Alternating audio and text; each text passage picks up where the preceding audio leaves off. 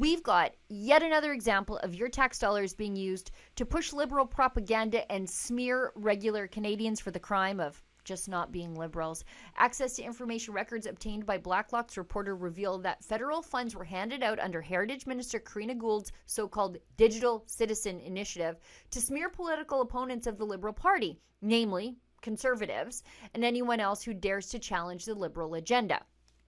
Let's break this down. Gould, who launched the program in 2019 under the guise of internet fact-checking, is the same government leader who recently stood in the House of Commons and applauded Yaroslav Hunka, an actual Nazi. We have here in the chamber today Ukrainian Canadian world veteran from the Second World War who fought the Ukrainian independence against the Russians and continues to support the troops today, even at his age of 98.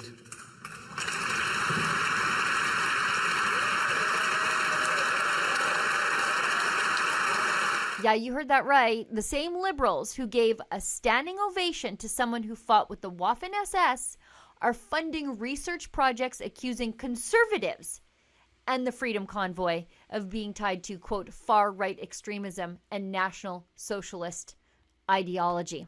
Yeah, I think that phone call's coming from inside the House. I mean, here is Karina Gould lovingly clutching the hands of this actual Nazi. Gould even wanted any evidence of her celebrating this Nazi deleted from the official parliamentary record of Hansard. I would like to ask for unanimous consent to adopt the following motion. That notwithstanding any standing order, special order, or usual practice of the House, the recognition made by the Speaker of the House of an individual present in the galleries during the joint address to Parliament by His Excellency Volodymyr Zelensky be struck from the appendix of the House of Commons debates of Thursday, September 21st, 2023, and from any House multimedia recording. Thank you, Mr. Speaker. Oh, yes, the Honourable. I guess we have to go to the, we'll ask about unanimous consent, then go to it. You see, the Liberals don't want you to know. They invited Hunka, and then security cleared him to meet with Prime Minister Justin Trudeau and the Ukrainian Prime Minister Volodymyr Zelensky. Now, back to Gould's weaponization of government programs for her McCarthyistic witch hunts for Nazis under the hoods of any convoy trucks in the cab of every combine and tractor in this country. A project at Carleton University, funded by the Digital Citizen Initiative, costing taxpayers $99,000, boldly claimed that the Canadian red ensign, our national flag before 1965, is a, quote, hate-promoting symbol. Imagine that. A proud symbol of Canada's history, defiled and mischaracterized by crazy activists posing as researchers. They even hosted teacher workshops to train, whatever that means, educators on how to convince students that the Freedom Convoy and other grassroots protests are somehow rooted in hate and extremism. Then there's Simon Fraser University, which raked in $95,500 for a similar project, of course, painting the Freedom Convoy as a, quote, hate movement.